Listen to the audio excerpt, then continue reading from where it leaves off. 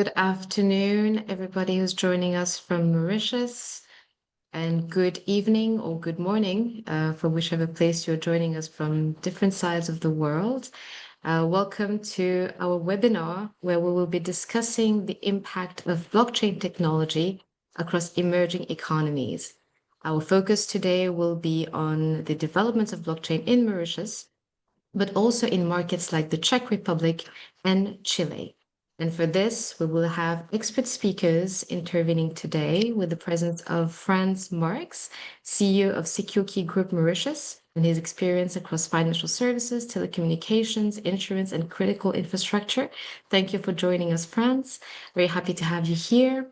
We will also hear from Samim Mohabuth, founder and director of the Hub Business Solutions, who is a technology entrepreneur, legal professional, and tech architect. We will also have Jasmine Jojera, Vice President of Fintech Chile, who specializes in economics, finance, and senior management, and from David Revak, in-house counsel representing the Investment and Business Development Agency, Czech Invest of the Czech Ministry of Industry and Trade. We were set to have Mr. Andres Polak, founder of the Iniwe Venture Studio, who shares his apologies he could not join today.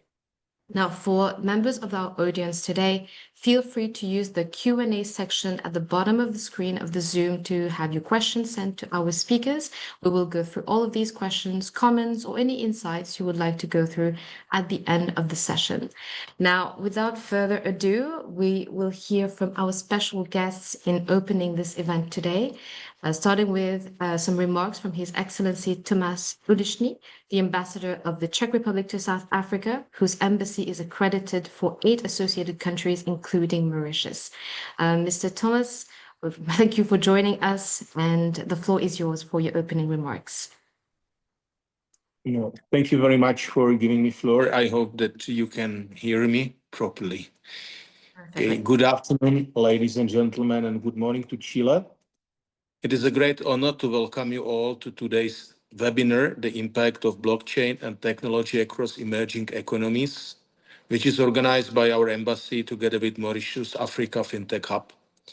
As the ambassador of Czechia to South Africa and to Mauritius, I am very pleased to see a lot of distinguished speakers, entrepreneurs, and policymakers from Czechia, Mauritius, and Chile joining forces to explore how technology can help our society grow. The Czechia sees digital transformation as one of the key drivers of its future prosperity. Over the past decade, our government has made technology, innovation, and cybersecurity central pillars of both domestic and foreign policy. The webinar is divided into 3 main topics. Let me tell you a few words to each of them from Czechia point of view. Cryptocurrency trends and fintech. The fintech sector in the Czechia has developed rapidly, supported by a stable regulatory environment and close cooperation between government, financial institutions, and startups. The Czech National Bank has been proactive in creating space for innovation while ensuring financial stability. The Ministry of Finance and the Czech Fintech Association work together to shape balanced rules for digital assets and alternative finance. Through initiatives like the National Strategy for the Development of the Capital Market 23-28, the Czechia aims to strengthen digital financial services, improve access to financing for small businesses, and support responsible adoption of blockchain technologies. We are also proud of Czech companies that are global fintech pioneers. Twisto in smart payment, FTMO in online trading education, and Roger in digital factoring. On the blockchain side, innovators like Tatum provide a world-class platform that simplifies blockchain integration for developers, while General Bytes produces cryptocurrencies ATMs used in over 100 countries. These examples show that strong policy foundations can empower private innovation and create exportable digital know-how even in smaller economies. Cybersecurity and digital finance. In the digital economy, trust is everything. The Czechia recognized this early and has built a comprehensive framework for cyber and information security. The National Cyber and Information Security Agency coordinates national cybersecurity strategy, promotes resilience, and cooperates internationally on incident response and standard setting. Czechia is also an active member of the European Union Agency for Cybersecurity and hosts regional exercises to test and strengthen cross-border digital defenses. Our universities, such as Masaryk University in Brno, home to one of Europe's leading cybersecurity research centers, and private companies like Avast, JetBrains, and Flowmon, are working hand in hand with the state to develop next-generation security tools. Moreover, cybersecurity has become an essential part of Czech Republic strategy, which integrates public administration digitalization, citizen e-services, and secure data management. This whole of government approach ensures that technology serves people, not the other way around. And lastly, but not ultimately, international cooperation and cross-border collaboration. The Czechia firmly believes that digital progress must be shared and cooperative. Through institutions such as Ministry of Foreign Affairs or Czech Invest and Czech Trade, we actively promote international innovation partnerships and technology diplomacy. Our country participates in the EU Global Gateway Initiative, fostering digital infrastructure development and capacity building in Africa, Asia, and Latin America. Czech embassies, including ours here in Pretoria, serves as bridges connecting Czech innovators with local partners, whether in fintech, cybersecurity, e-government solution, or other sectors. We also recognize that collaboration among emerging economies like the Czech Republic, Mauritius, and Chile creates a unique synergy. We share similar challenges, scaling innovation, ensuring digital inclusion, and building trust in new technologies. By learning from one another and co-developing solutions, we can accelerate sustainable digital transformation globally. Let me point out here one practical example of development of international cooperation between Czechia and Mauritius on political level. Currently, we have been negotiating agreement on avoidance of double taxation between Czechia and Mauritius. Second and hopefully last round of negotiation will be held in Prague in January of 26. Implementation of this agreement will positively affect people's lives in our countries and a lot of sectors of our economies. Moreover, it will definitely strengthen our bilateral relations. Ladies and gentlemen, the future belongs to those who can connect technology, policy, and human values. The Czechia strives to be not just a user of technology, but a responsible digital leader, one that values innovation, transparency, and cooperation. I'm sure that today's webinar and discussions will spark new ideas and partnerships that help all our countries navigate the exciting and sometimes challenging digital frontier ahead. Finally, let me thank very much Mauritius Africa Fintech Hub for perfect co-organizing of this special event.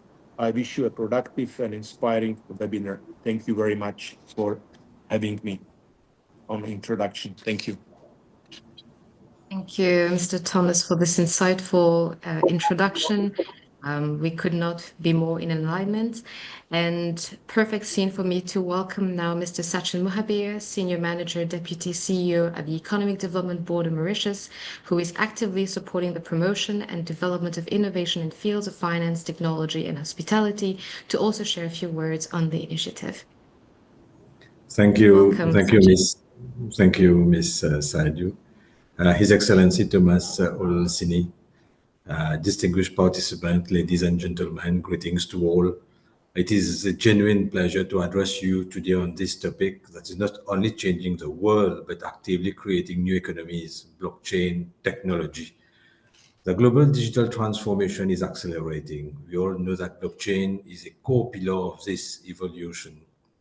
Consider the scale. Market forecasts project the global blockchain industry will surge from an estimated 33 billion USD next year to over 393 billion USD in the next 5 years, which is a compound annual growth rate of more than 64%.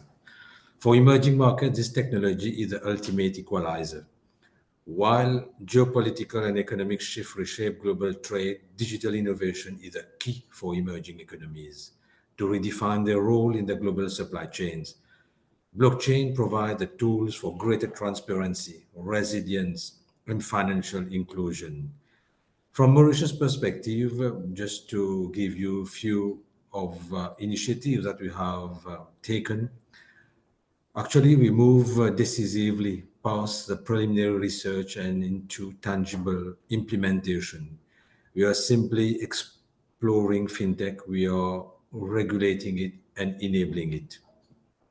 Our journey began in 2016 with a regulatory sandbox license, which was introduced by the EDB. This framework has successfully incubated a diverse range of projects, from cryptocurrency exchanges to digital wallets.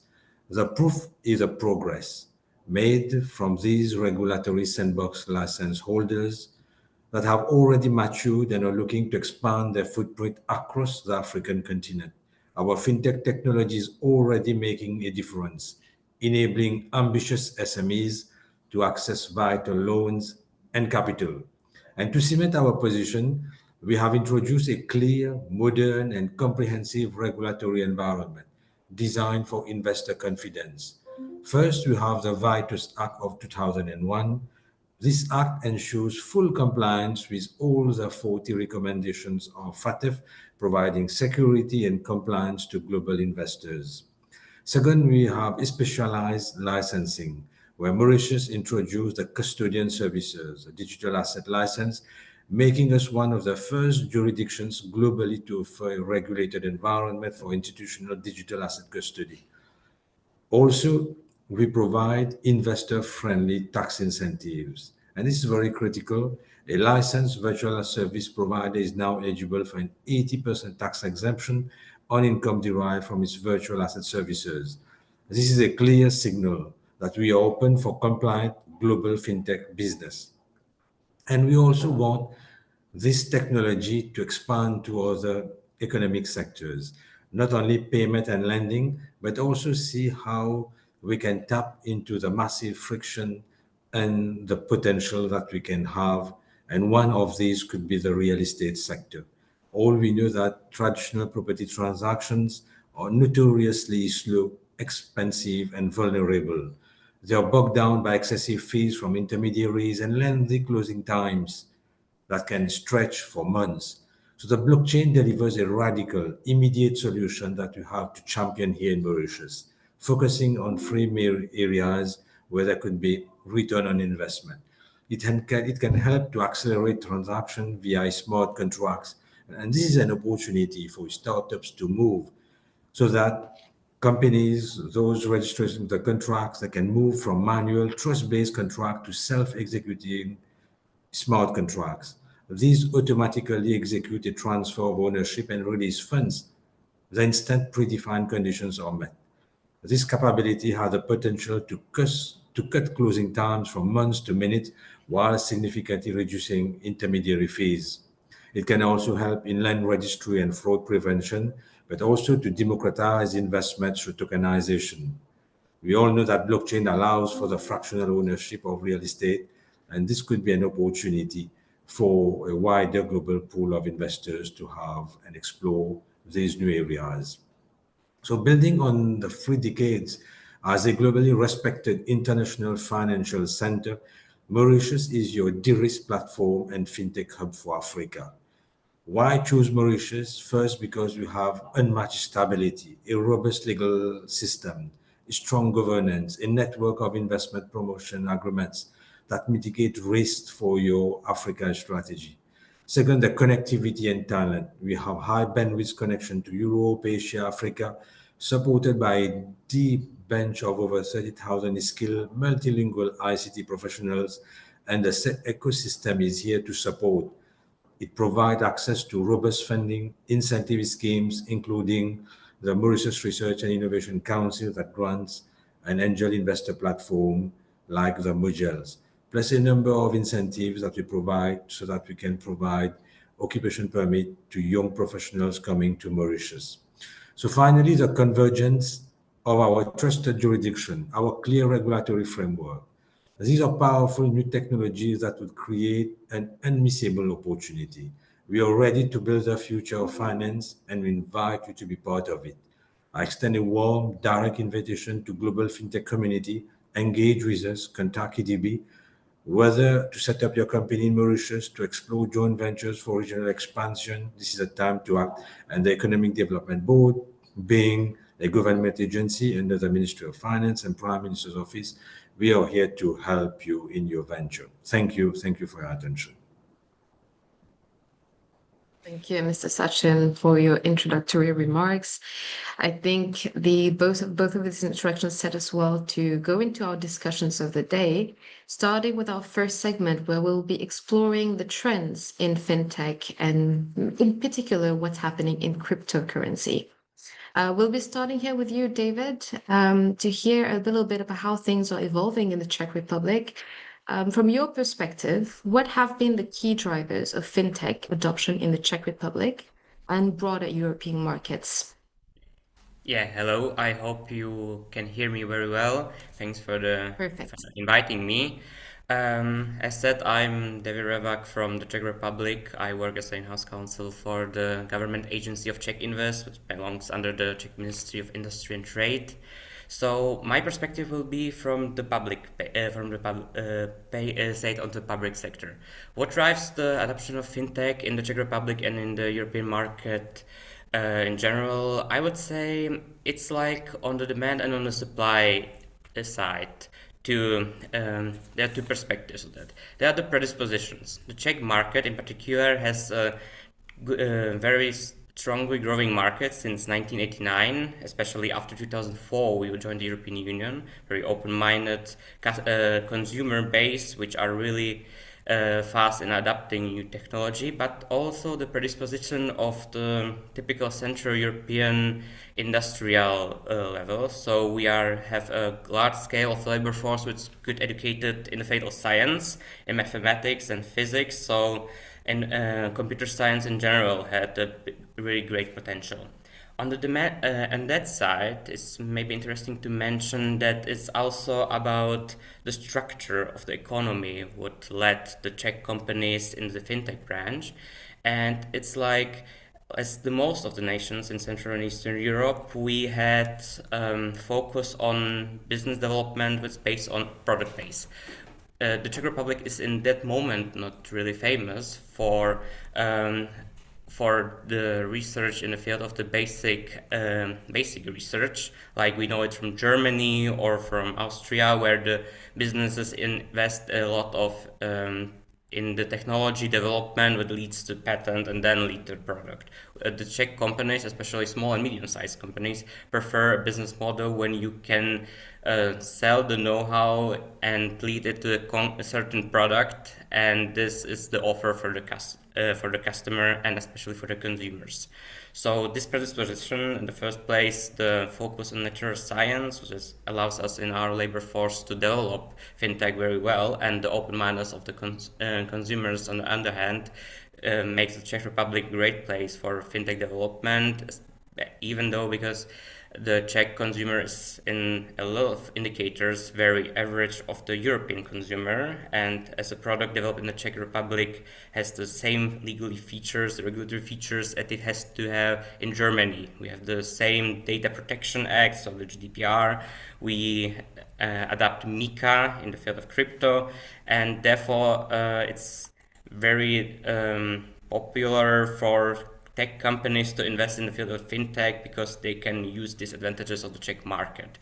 When we compare that to other European nations, it can be different when you look, for example, to Germany, where the consumer market and demand is quite conservative in this field. They prefer a lot, in most of the cases, fintech applications, fintech technologies which are provided from the bigger known companies, for the banks.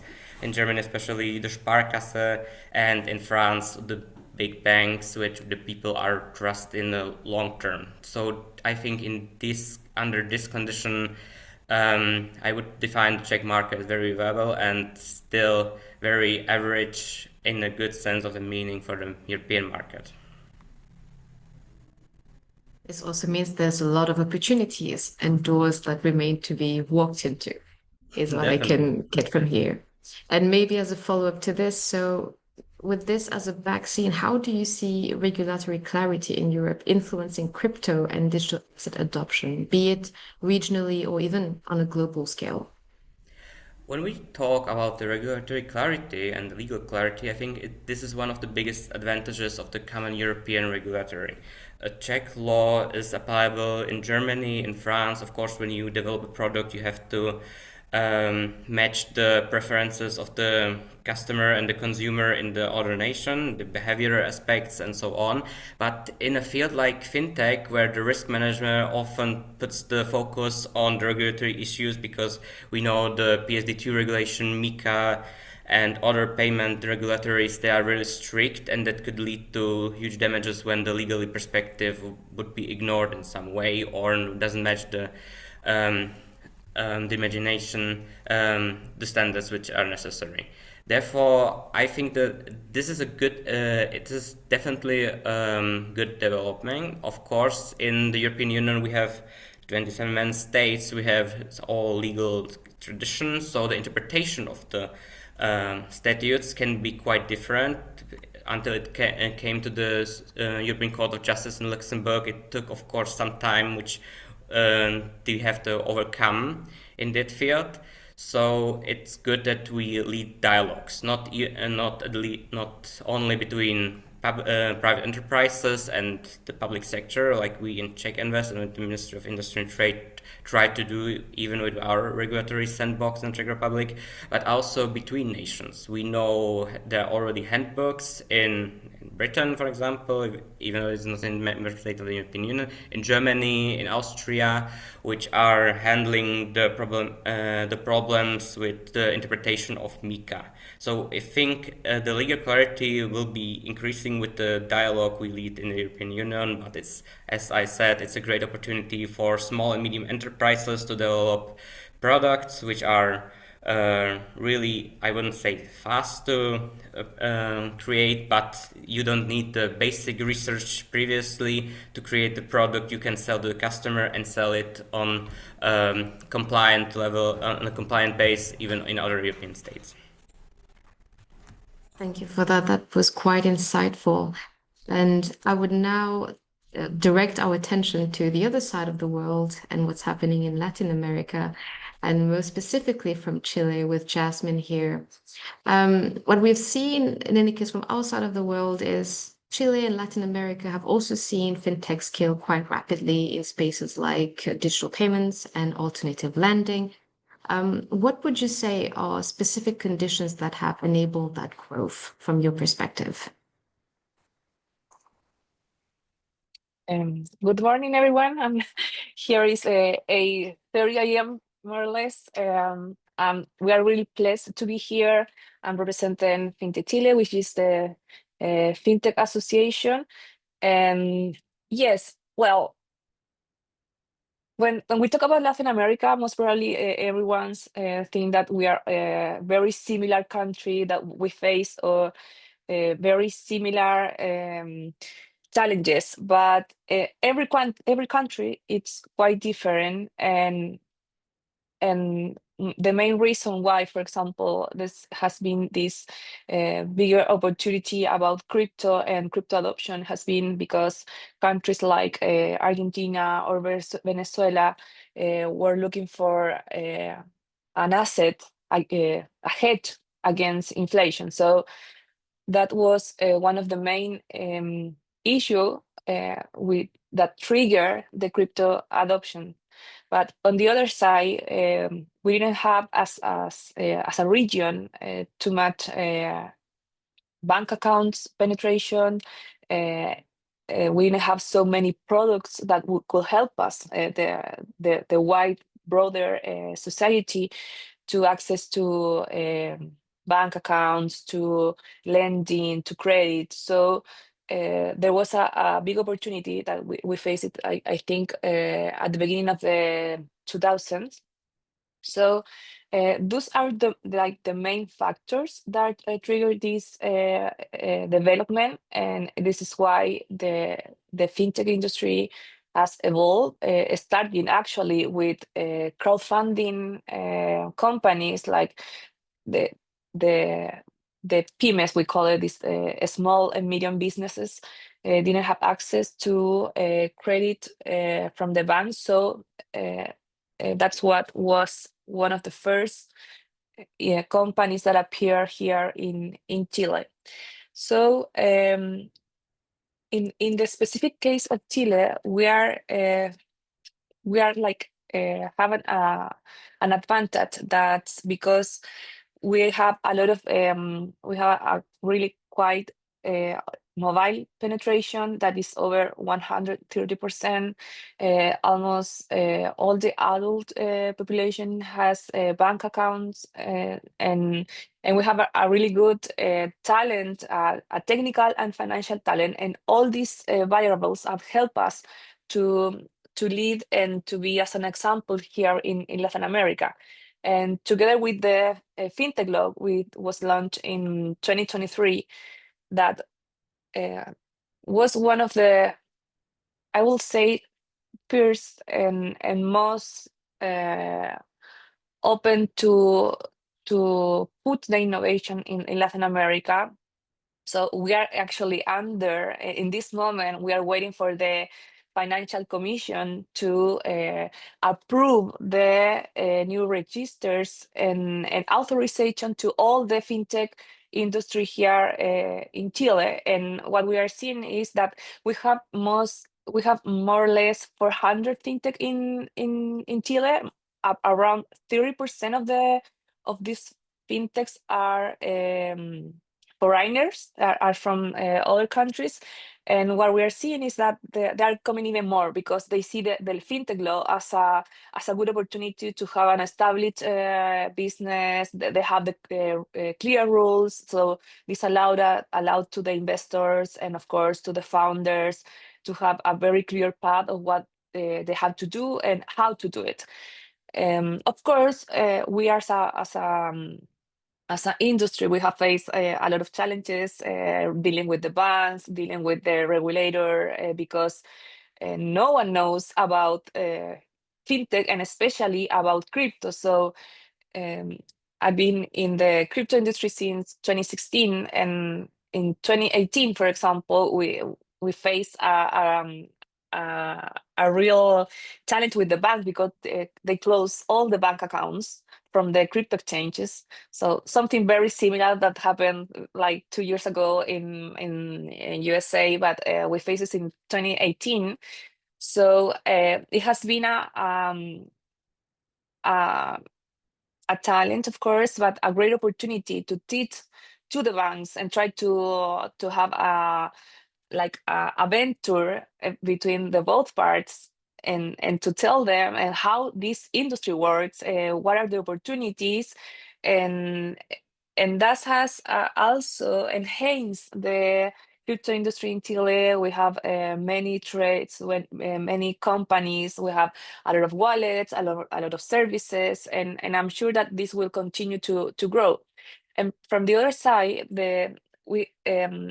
that if we want to see especially the Bitcoin mining, for example, in Chile we have over half the world's currently installed renewable capacity. So that means that we have a really good potential for Bitcoin mining.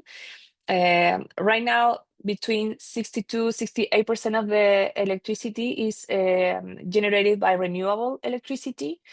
So there are like 40% of renewable plants, and the cost when we are looking behind the meter that is not connected to the grid is around 20 and 30%.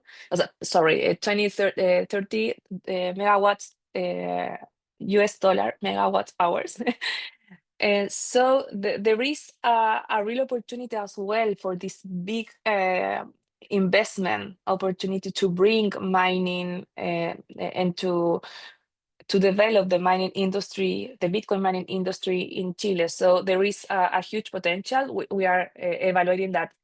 If we talk about a conservative scenario, that is about 10% of the global capacity, we will talk about $800 million, between 800 and 1.6 billion annually incomes, and in an aggressive scenario, it will be more than 2.5, 3.5 billion. So we have the desert, of course, where there are a lot of the renewable plans, and I think that we are working as well with the private sector and with the public sector, with Invest Chile, to try to position Chile as a Bitcoin mining hub, as well as has been doing it in Paraguay, and right now it is starting as well in Argentina.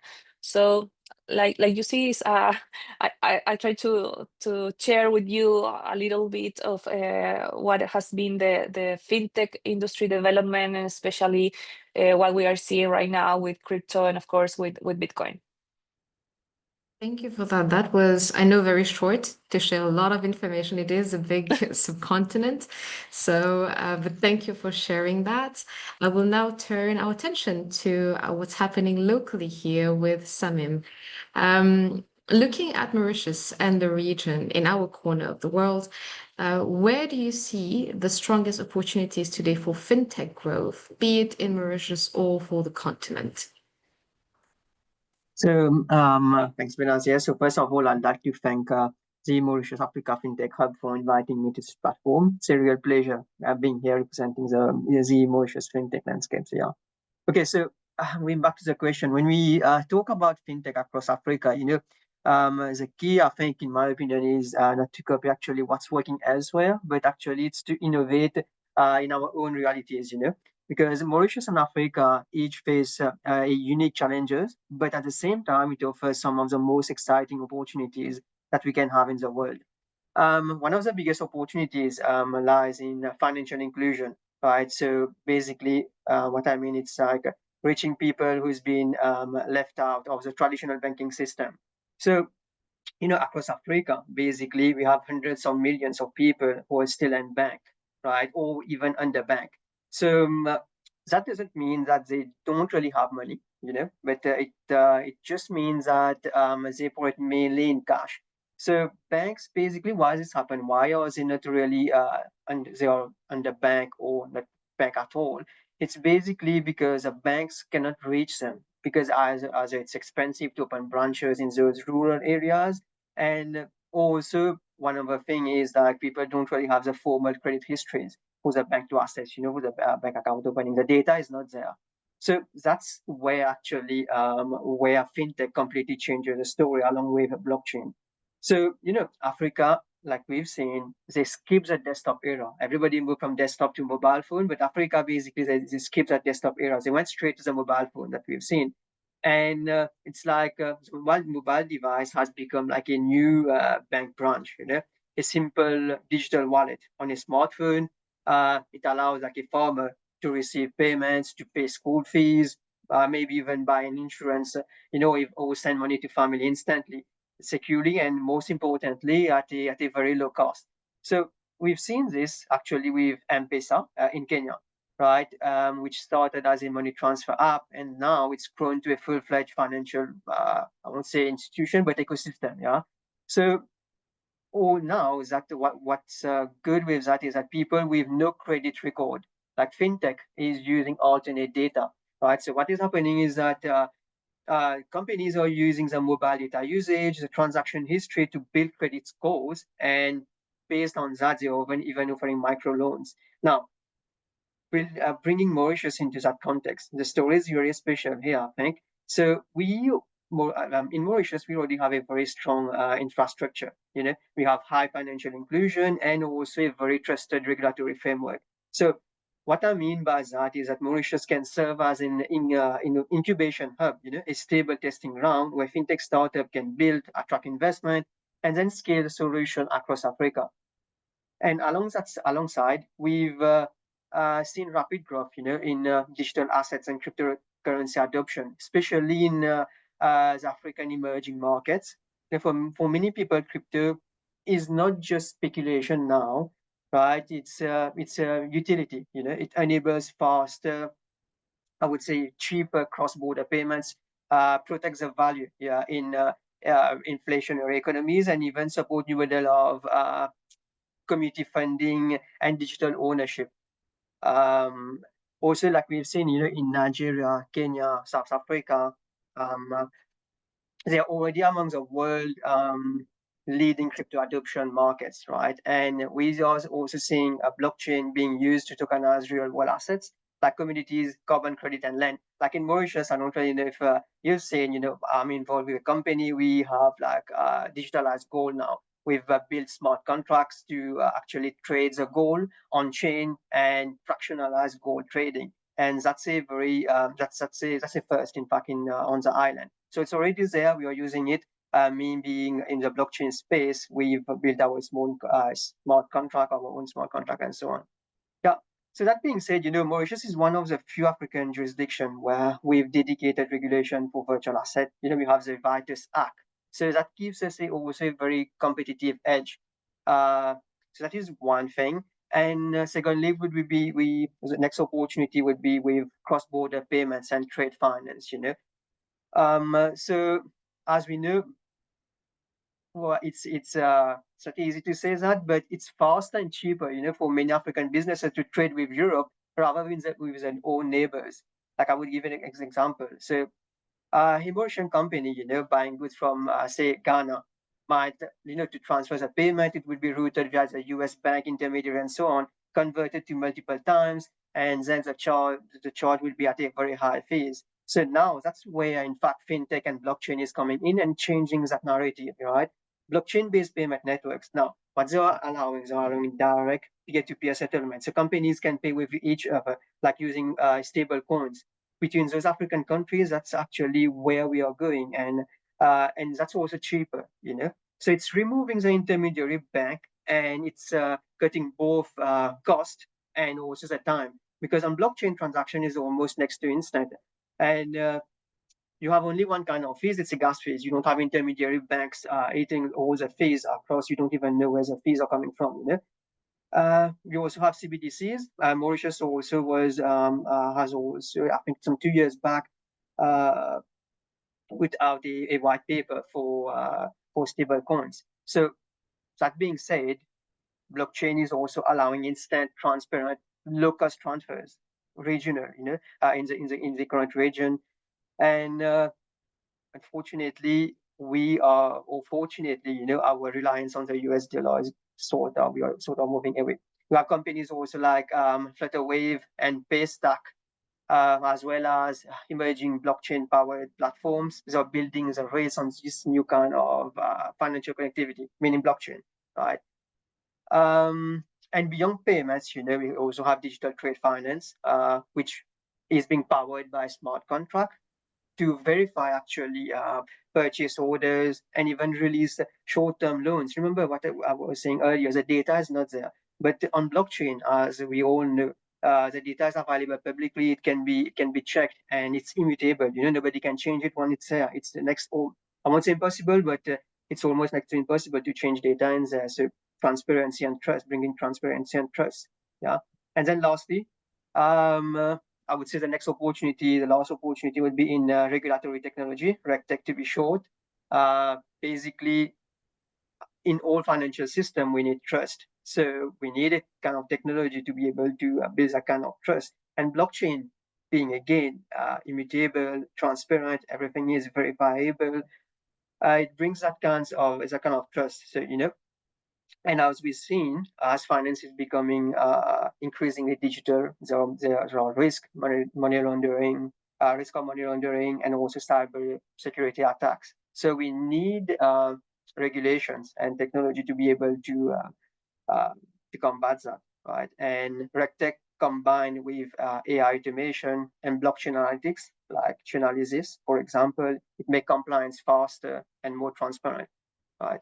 So basically, Mauritius has the right ingredient to become the RegTech and digital asset center of excellence, if I could say, a place where innovation can meet the regulatory integrity. So in short, I would say, just to end, fintech and cryptocurrency innovation in Africa, they're not just about the tech. They're more about the inclusion, the connection and the trust. And Mauritius, with its regulatory strength, strategic location, and forward-looking vision, is perfectly placed to lead in all those three aspects. So yeah. Thank you, Samim. I think if I can recap this first segment in a few words, is there is no lack of opportunities for blockchain and developments across our emerging economies. And I hope members of the audience are enjoying learning about all these different aspects of our different markets here. I would like to remind you, you can use the Q&A to drop any questions you have for our speakers. We will go through them at the end of the session. If there's any specific question for a specific speaker, please do also put their name in it. So now we're going into, there's no doubt about what the opportunities and also the challenges that is there in implementing blockchain. Which leads us to questions around cybersecurity and what that means for this world in digital finance. And turning to you here, Jasmine, the question to you would be around trust. So trust is a critical enabler of digital finance. What innovations or best practices have you on your side seen succeed in securing transactions within this space in your region? We would start with you. Okay, thank you.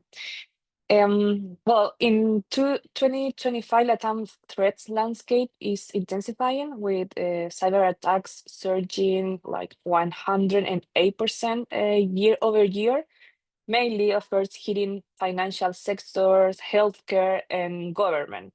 The CrowdStrike 2025 Latin America threat landscape record indicates a 15% rise in victims from the last year, fueled by economic expansion and digital inclusion.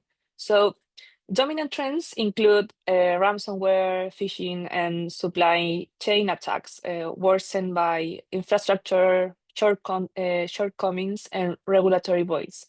So from our perspective, the financial sector is especially at risk, and with global trends influencing regional focuses like data privacy and AI defenses. So and as well, the application security market is expanding at 18% annually, hitting like 1.55 billion this year. A stark example is the is the recent cyber attack on Brazil PIX system, which is a pillar of the digital finance. So in September, hackers targeted fintech providers and attempted to siphon 130 millions via unauthorized transactions, affecting by banks like HSBC. And this came after an August breach in PIX infrastructure, leading Brazil's central bank to ramp up security with enhanced authentication and monitoring. And smaller fintechs are particularly vulnerable, with over 20 cases of leaked PIX keys reported. So, of course, this incident emphasized the urgency of building resilience against advanced threats. To address this, LATAM is embracing multi-layer strategies, AI for threat detection, zero trust architectures, and public-private collaborations.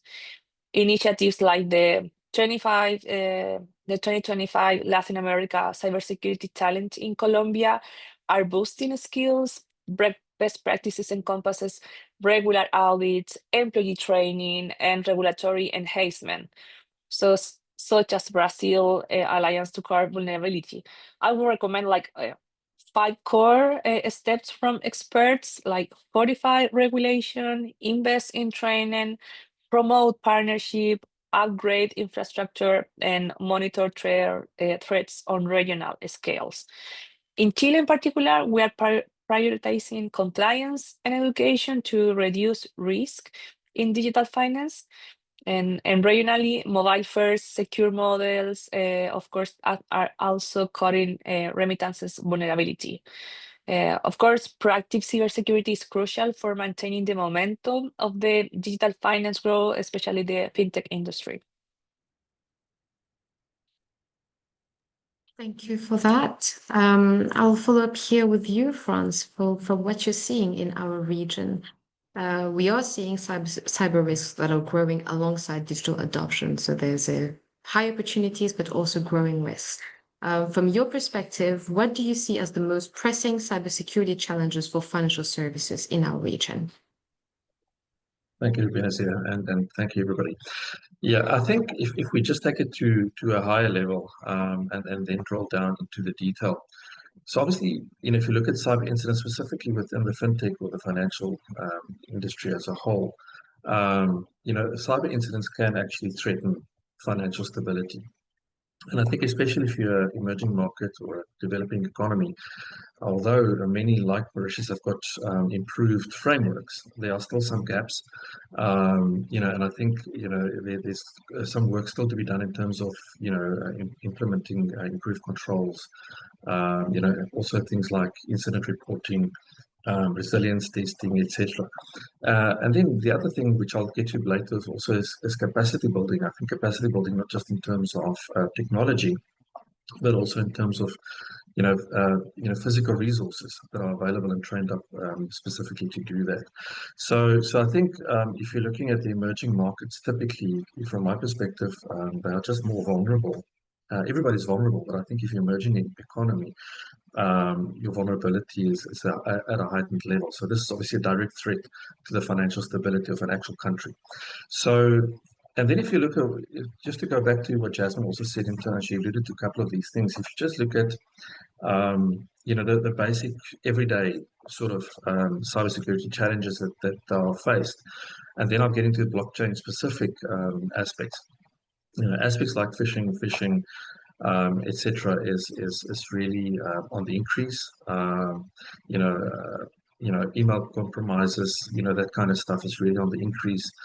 Not to mention ransomware, malware, and all those kind of attacks. But then, everybody's talking about AI. So this is obviously a rapidly evolving threat in terms of, suddenly, attackers or threat actors can use AI to scale up their attacks by much better automating phishing behavior, doing behavior analysis, data manipulation, etc.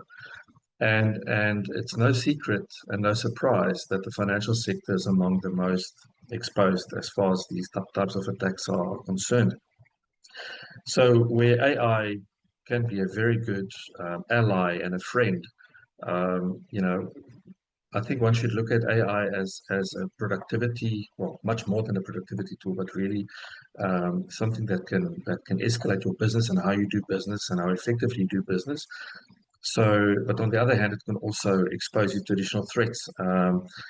Typically where people that were not seen as a threat suddenly have tools that they're available to them to launch attacks. So it's almost like protecting AI within your, using AI within your environment and protecting your AI within your environment where it's used legitimately versus protecting against AI attacks. So then, also looking at a skills and talent gap, and I think specifically from a Mauritian perspective, I think there is a bit of a problem where I think a lot of skills are lost to other territories where young folks would pursue those opportunities, and you can't blame them. They are going to spread their wings and they are going to, but a lot of bright minds are being lost, moving abroad. Hopefully one can implement some sort of incentives to bring them back eventually and bring the learnings back to Mauritius and back to the emerging technologies of the emerging countries. And I think especially if you're a big bank, it's still a problem, but maybe less so because you can throw a little bit of money towards the problem. But if you're an up and coming fintech, it becomes a challenge to compete. I think with the big money out there to actually train and maintain and retain the skill within the organization. I think then obviously from a regulatory complexity and enforcement perspective, I think there's a lot of opportunity for ambiguity, misinterpretation, misunderstanding, sometimes over-regulation, in certain cases under-regulation. And I think the challenge is usually striking that balance between regulation, which should foster trust and instill trust versus over-regulating, i.e. stifle innovation. So it's always a bit of an art, I think, and a bit of a science to get that right. From my observation, from what I've seen within the Mauritius context, that there's at least a very strong willingness, to look at this in a much more flexible way than other territories. And I think that's what's, going to give Mauritius and is giving Mauritius the head start in terms of other territories doing this. Then understanding the type of threats that you are facing, so.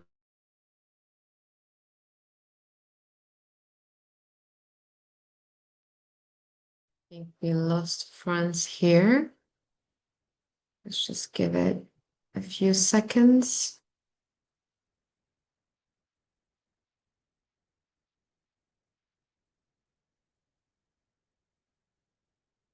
Sorry about that. It does look like he may have lost connection here. But those were some insightful points. And on this note of collaboration and ensuring that we do not stifle innovation, when we speak about Mauritius, we have Frans who's joining again. Can you hear us? Sorry. I don't know what happened there. I think maybe my connectivity dipped there for a second. So then I think financial crime, money laundering, those are topics on their own. So obviously there's not nearly enough time to delve into those. But I think let's quickly just look into blockchain specific principles. So blockchain by design is supposed to be secure. But they also tend to shift risks from central infrastructure where you have your hands on it to an infrastructure where you have your hands on part of it, but not all of it. In fact, there's quite a big component to that you don't have direct control over.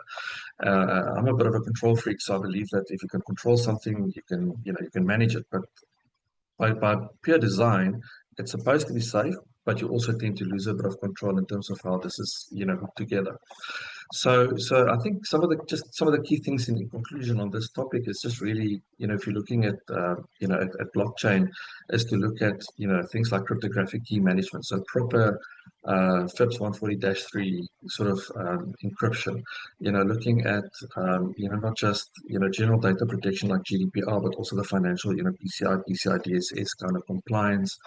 I think this was also mentioned earlier in terms of smart contracts and specifically smart contract security. There's obviously a whole host of potential risks and issues that one can investigate under that specific topic. But, just making sure that, everything is verified, formally verified, etc., as part of that. Then obviously node and network security, very important. Wallet and custody security, and then obviously things like smart contract governance and operations, and then obviously identity and access and management and transaction monitoring. So we find a huge upsurge in terms of threats to identity and access management within the environment that we're working with. And I think, again, it's because of the vulnerability from a people aspect. If you look at the statistics, the vast majority of data breaches and cyber attacks typically happen from a human perspective, and often accidental. And very often due to a lack of training and skills within an organization. So, and I think lastly is just to make sure that you remain resilient and that you can respond to an incident, because they are going to happen. The question is, how well prepared are you and how up to date are you in terms of your own strategy to mitigate the fallout? Thank you, Frans, for this. I would like to call David back onto the virtual stage here as we'll go to him. So we've heard here of the challenges and the difficulties that are happening in ensuring that we are securing the financial services industry, be it from Latin America or the African regions. From your vantage point, what lessons could emerging markets learn or avoid when it comes to protecting digital assets, from what you see is what's happening in Europe? Sure. When we talk about the protection of digital assets, the first is, of course, the definition of what we consider as a digital asset itself. In Europe, we see the MiCA regulation as a great step forward when we know how we can define the rights on this asset? Like, do we understand it as a property right, or it's just a claim, could be assignment, or so on? In the second place, it's the procedure, how we can procedure the rights. We have international treaties about ownership rights on digital property, on software, and so on, but we have not some certain regulation in this crypto assets. Then that would be a second point. We need to more cooperation on an international level, but as well as more dialogue in how we understand this. How we understand this as an asset, how can we understand the value of it, and how we define the blockchain at itself. In Europe, we often see the protection question in two steps. The first one is between the regulatory and the creator, and the second one is between creator or the enterprise and the consumer. The consumer rights are, of course, protected by the regulatory body in the measure like the regulatory statutes define the asset and how they define how we can protect this loss. That's obviously. And on the second level is how the creators, in particular the small medium enterprises, can this handle as property rights. I would say it's not only a legal question, it's always a question about the approach, how much the private sector can handle it in a technological framework. We have now security standards very, very high, not only the DORA standards, but as well as AML regulations, GDPR, and GDPR regulation, and other things which had to be matched before we can match a legal protection on this. In certain cases, this regulation can be very useful for not only for the consumers, but also of the enterprises which need to define their product for example, for acquisition and for the regulatory. So my recommendation at this point would be more dialogue between the regulatory body and the small medium enterprises or developing on the one side, and on the other side more cooperation internationally to grab this topic seriously and have some rules set on international level, so the cooperation between institutions in other countries can be more fluent than it's maybe today outside of the European Union, but as well inside the European Union, where we still have challenges in cooperation in the legal and in the procedural character. Thank you for that. And I think that also well set the scene for us to go in our next segment. There are indeed challenges that we can only look at resolving from an international collaborative perspective, which is why we're going to talk about international cooperation and cross-border collaboration now. And as a last reminder to the members of our audience, feel free to use the Q&A section. And if you have a question that is specific to a speaker, please ensure to have their name in there. So Samim, I will turn to you here. Mauritius is positioning itself as a bridge between Africa and Asia. We are ourselves looking to position Mauritius as a fintech hub. From your experience, what practical steps would you say could strengthen that ambition and that vision? Okay, so when we speak of international cooperation, I think it's really about building bridges of trust between regulators, innovators, and also investors. And as we know, Mauritius has always been a connector, between Africa and Asia, between the Commonwealth and the Francophone worlds, and today between traditional finance and digital finance now. So to strengthen this role as a fintech and digital asset hub, I would see basically 4 practical steps that would make actually a real difference. The first one being regulatory alignment. So in my opinion, we need to ensure that our frameworks, especially around data protection, digital identity, and virtual assets, they are interoperable with global standards, such as we've seen with EU's MiCA regulation and also the OECD AML frameworks. So that alignment, in fact, would give Mauritius greater credibility and also make it easier, for international fintechs and investors to operate here more confidently. So that was the first one, so being regulatory interoperability.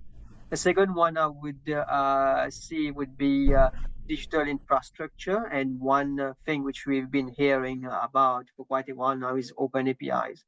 So we must keep on investing into the digital infrastructure. So, and then now that being said, basically what I mean is like encouraging open banking APIs, also real-time payments and blockchain-based identity. I've been working for quite a while on blockchain-based identity verification, which in fact allows global partners to plug in directly into any ecosystem. So, this kind of openness would make Mauritius an attractive, I would say, technology-ready launchpad for cross-border financial innovation, if we can put it like that. And then I would also think of cross-border sandboxes, to promote the cross-border regulatory sandboxes. So what I mean is like a joint framework between Mauritius and other regions in Africa, Europe, and Asia. So this would let fintech test new products simultaneously under multiple regulators, reducing the time to market and also at the same time encouraging innovation at a much larger scale, right? And now I would like to delve into that one, but due to time constraint, I would just move to the last one, which I think would be important, would be around talent and knowledge exchange. Because currently when there is one big misconception, if I would say, when we speak about blockchain, we speak about cryptocurrency, we see it as not a very positive thing, and when we talk about blockchain, we think about Bitcoin. And blockchain is a technology powering Bitcoin. Blockchain is not equivalent to Bitcoin. So that's one big misconception, in fact, that many people has. And based on that, people think, okay, blockchain is not really good, or is not really that kind of, it's not that powerful, that strong, So that's what I'm saying. It's knowledge exchange, because finally it all comes down to people. You can have the best tech, you can have the best infrastructure, but in the end, it's adoption. And to promote adoption, you need actually to make people aware of what is, like say, for example, blockchain. A thriving fintech hub isn't built on, I would say, licenses alone. It's built on skills, collaboration, and lastly, maybe also shared experience. So I think we should strengthen talent exchange programs, joint training, and also research partnership with other global fintech centers and so on, just to keep the ideas and innovation flowing. So in a nutshell, ultimately, the future of fintech and digital assets, it depends on collaboration over, I would say, competition, because no single country can innovate in isolation. And Mauritius being small in size, but through partnership, it can play a large strategic role as a trusted hub, a bridge and a test bed for innovation across Africa and far beyond, hopefully. So yes, that's basically what I wanted to add on that one. Thank you, Samim. And turning to you here, Frans, which sectors or partnership models do you think Mauritius could prioritize, or any ideas for the region as well that you would like to share on how we could enhance collaboration? Absolutely. And I think to connect to what Samim just said, I think this is a strategic lever that Mauritius can pull. Mainly because of if you look at Mauritius's financial ecosystem, that's compact. So the fact that it's compact doesn't mean it can't play, or it shouldn't play, a very pivotal role in the region and the bigger region. So and it's also very it's well known that it's well regulated, regionally trusted, etc. So the right partnerships and sector focus can really make it a regional hub to secure digital finance and RegTech and cyber, from a RegTech and cyber resilience services perspective. So if you look at it just from a financial services and a fintech perspective, obviously Mauritius is positioning itself as a gateway to Africa's financial markets. And, I think if you look at it, from a potential sort of partnership or focus area, things like threat intelligence platforms, basically living and existing closer to, to the ecosystem, and not just in terms of, the commercial model, but also in terms of the sharing of information around risks, etc. If you look at, for instance, ICT and cloud infrastructure within that infrastructure, so again, aligning cloud security and compliance frameworks, between the different territories. Again, collaboration and closer collaboration between that is obviously going to mitigate risk from a cybersecurity perspective. Because the threat actors are not going to focus just on Mauritius or just in Kenya or wherever. So the reality is you should be able to leverage that intelligence across, so better communication really between the different regions or countries. Then if you look at it from a government and a critical infrastructure perspective, if you look at something like a national SOC with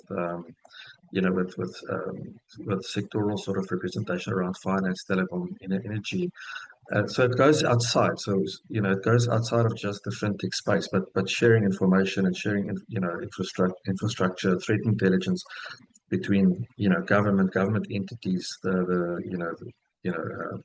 not just fintechs but also telcos, etc. I think is pretty important, because ultimately the nature of attacks often are the same. And often what you need to do is actually be able to stay abreast of what's happening in other sectors or verticals as well. I think then the other thing really that would come up a lot is really around cross-border payments. So obviously, if you look at it from secure payment and instant payment, fraud prevention, anti-money laundering, and that kind of fraud detection and prevention kind of aspect, very important. And then we spoke earlier about education, cyber skills development, so I'm not going to labor that one again. But I think in terms of just to sum up partnership models that Mauritius could prioritize, it's really, as I said earlier, around public-private partnerships for infrastructure. So it should go beyond just one industry or vertical. It should include government and multiple other verticals as well, to really join forces and work and collaborate very closely from that aspect. Then obviously from a regulatory collaboration as well, because the complexity in terms of meeting regulatory requirements is they are vastly different, especially if you want to expand this into a cross-border, multinational, or almost borderless kind of infrastructure. That collaboration is going to be critically important, not just from a commercial aspect, but also from a cybersecurity aspect to align those. And then if you look at it from a regional, so Mauritius, Africa, SADC, and then into a more international collaboration, is to potentially position Mauritius as not just a regional cyber resilience hub, but as part of, or maybe one of many nodes that can fulfill this role, not just for the region, but also internationally. And then if you just look at it from a blockchain perspective, in conclusion, it's really about, as I said earlier, aligning regulatory frameworks for blockchain specifically, and also standardizing or coordinating security standards within those trusted hubs or nodes. Thank you, Frans. So we are nearing the end of our webinar, but we will be going through, we have received some questions in our Q&A box. I'm just conscious of time here. Thank you for sharing your insights on how we could increase collaboration here with the region. David, I know you talked about the PSD2 and MiCA frameworks earlier, but is there any concluding remarks that you would like to share on lessons we could learn, or opportunities we could look at what happened in Europe, and we can look at how we could model this in the rest of the world in a few minutes?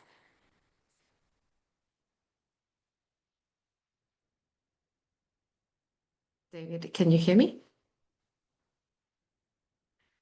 It looks like we lost David here. I'll turn to you, Jasmine, with the same question. So we're talking about cross-border collaboration and lessons we're learning from each other and how we're looking at opportunities and supporting with growth.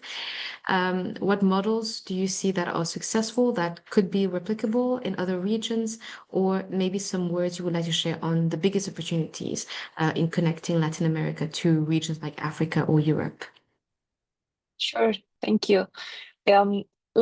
Like Samim mentioned, I think that the OpenAI infrastructure is one of the main challenges that we have here in Latin America, and I'm sure that we have the same challenge across the world because, like I said before, the most important is the data access, and right now the bigger companies or the banks or the more established financial sector is the owner of the data.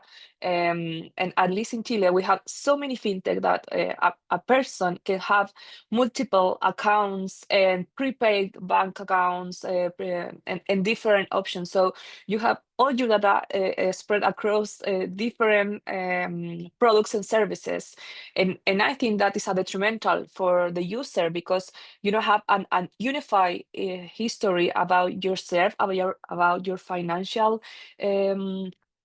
state. So when you have not only access to your data and you can use it on your favor and you can access to better interest rate or better products, I think that that will improve not only the access to product but also to improve your well-being. So I completely agree with the open APIs and open data. We right now we are working on the open finance regulation in Chile.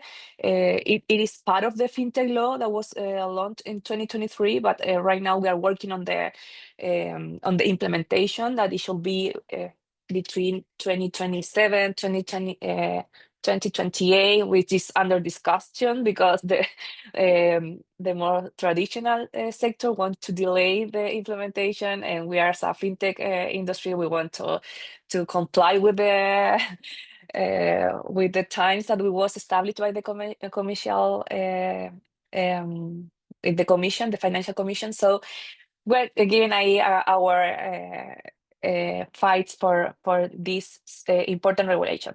But beside that, I think that also, like it was mentioned, the Czech Republic brings a strong fintech growth, in particular in digital lending and AI integration, support by regulation that fuel innovation. So technological adoption, of course, is robust, and with online retail reaching, I think, more than almost 10 billions in 2023, and also as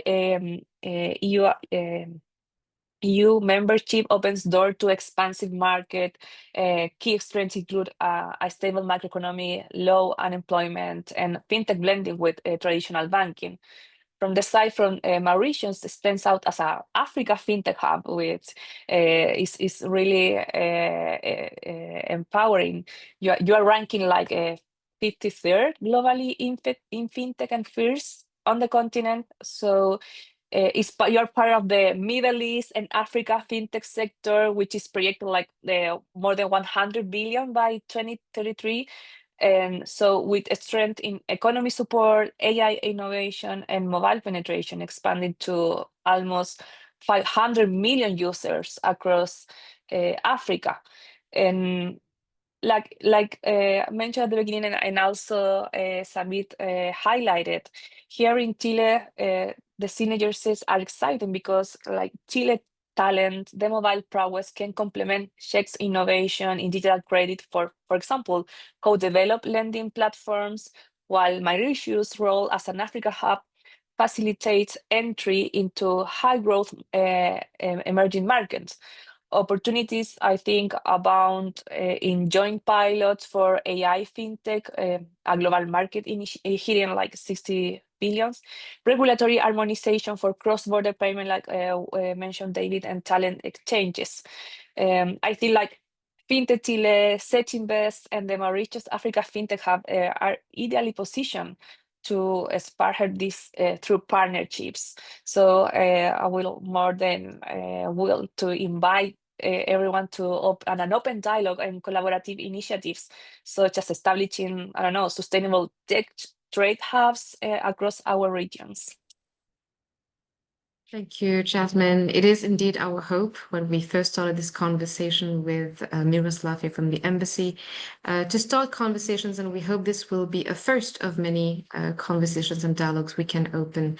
And we also encourage all members in the audience to connect with our speakers here on LinkedIn. I'm not sure if we'll be able to get through all the questions this afternoon, but we will ensure to look at them and revert back to you. We lost you there, David, earlier, but we are just here concluding on some of these discussions we've had on the challenges, the opportunities, and maybe some lessons we can take as well from what you're seeing is happening from your side and what could be replicable or we could look at developing further in the rest of the world. Yeah, I'm sorry for the technical issues. They are worse than expected today.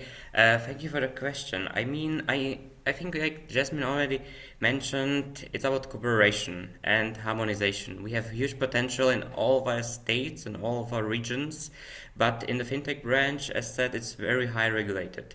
It's not a bad thing. It's not something. It has to be just to set the rules in which we operate. A common regulation we had in the last years, especially as mentioned, the MiCA regulation, which sets a common European framework with an inspiration in other as well in other parts of the world, sets a set of rules. What's great because now we have at least a definition. What is crypto? How we understand the blockchain? How we can create institutions which are providing services in that branch? How to sell it?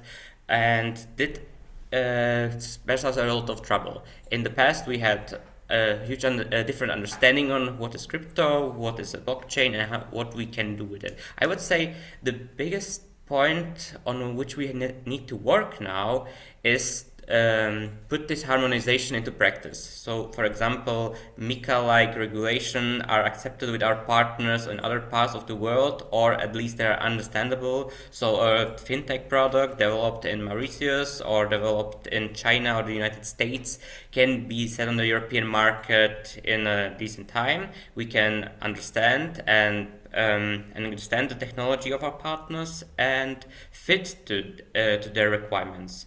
Of course, the market is a little bit different. Behavior of the consumers and the customers is different. So we have to understand this reality. It's not only about legal regulations, about the regulation in fact, and how we really approach those challenges. So I would say the really good approach to regulation with a common dialogue in our blocks, for example, in the European Union as a single market, but as well as our partners to understand the necessities of other legal systems, of other consumer behavior is the key to better cooperation. And as already mentioned from the others, that a product developed at the beginning in the European Union can continue its journey in other part of the world, came back, used finances from other part of the world. So I would say this is very important at that moment, at least from my perspective.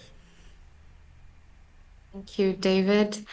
I think we'll have about 10 minutes here. If I can keep you for a little bit longer here, we'll go through just a few questions here. I will be retaining only the ones who are relevant to our discussion on blockchain, and we're talking about fintech. So Felix left a question here, and I think it might have been during Jasmine's segment mentioning utility. Can you please be more specific? What concrete business models in your jurisdiction provide utility to the economy with the help of crypto tokens and/or blockchain technology apart from the speculative nature of Bitcoin? My challenge to you is you have 2 minutes to try to answer this. I'm not quite sure about the questions. I'm not sure if I completely understood. So Felix, if you're here and you would like to maybe ask your questions orally, we can open. You can ask your question directly to Jasmine here. Okay, I think I'm reading right now. I don't know. Is he here? Yeah. He is here. Okay, thank you. So the question was, do you have any concrete business models in your area, in your location, and in your jurisdiction, where you would say this is worth mentioning as a utility for crypto technology or tokens whatsoever? Because it's always interesting to, I think, for people to see actual use cases in your region. So if there's anything you can Sure. point out. Thank you. Yeah, now I'm clear. Yeah, of course, like in many countries, the Bitcoin is the dominant crypto in the portfolio of the user. More than 54% of the crypto is Bitcoin.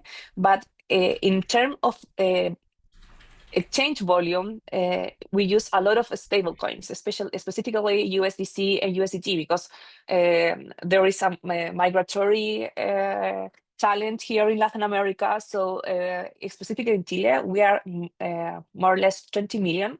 Our population is 20 million, and we have like almost 2 million of immigrants. So we use, there is a lot of use in the remittances and cross-border payments. That's one of the main uses of cryptocurrency. Also, there are some tokenizations project, but from my point of view, what we have seen is that the secondary market is not working properly, so there is no liquidity. So at the end of the day, it's like fancy to use tokenization for some asset, but in reality, it's not working because of the secondary market.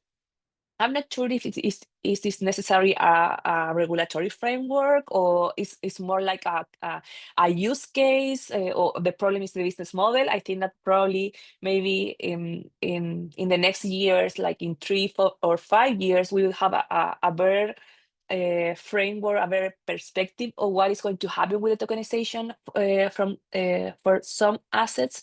I have seen as well that some industry are using tokenization for like a tracking system.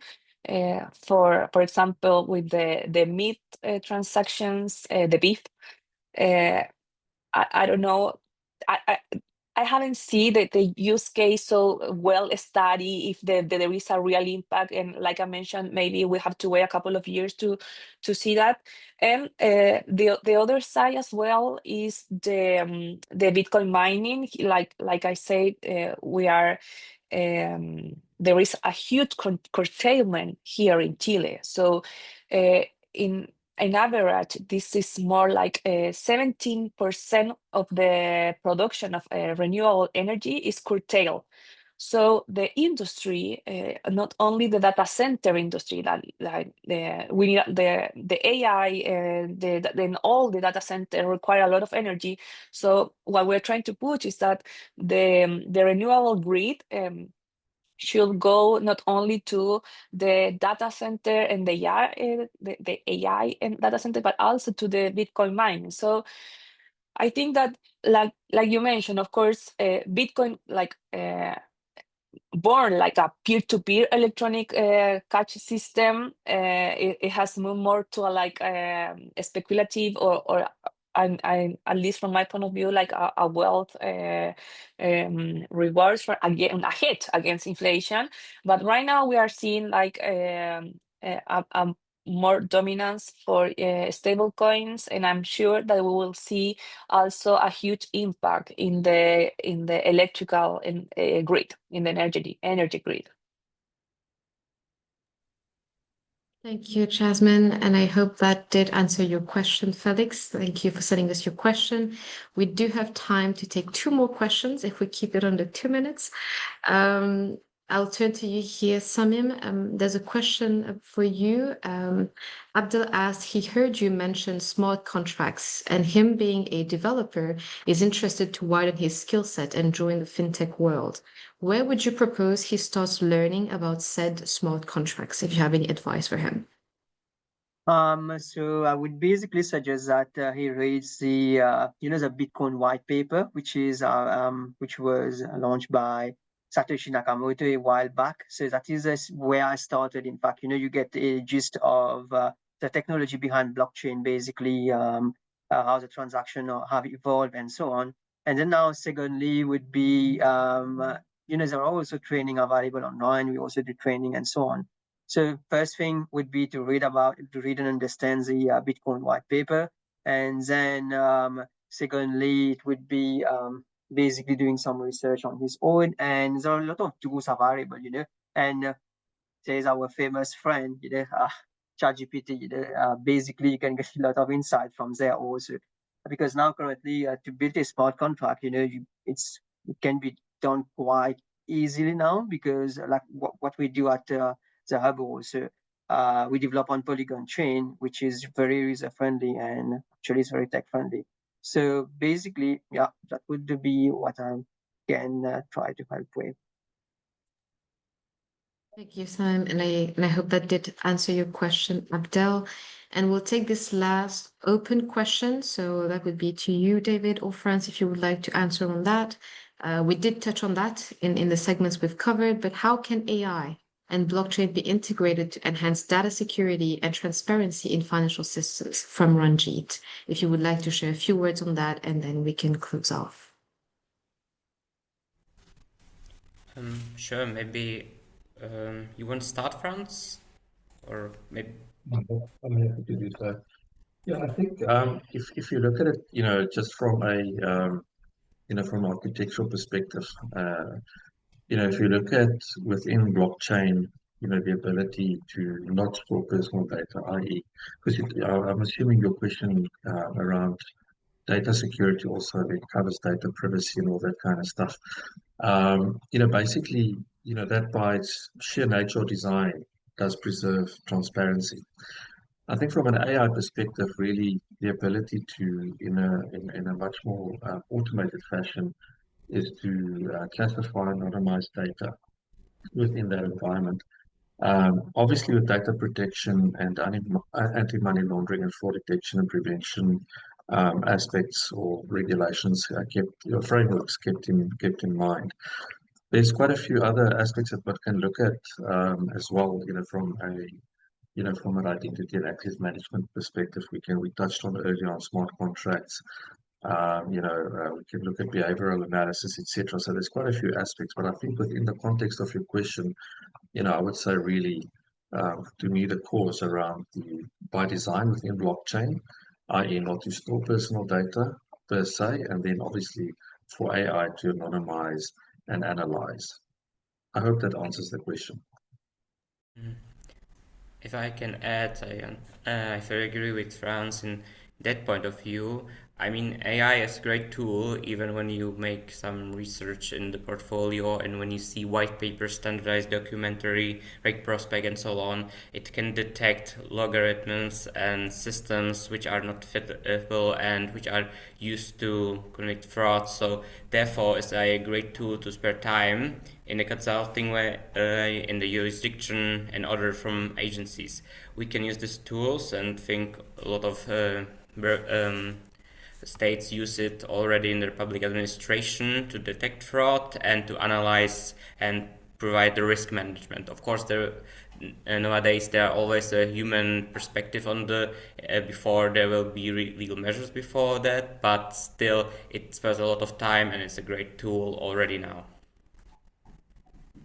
Thank you so much for your answers on this, and I hope, Ranjit, that did answer your question.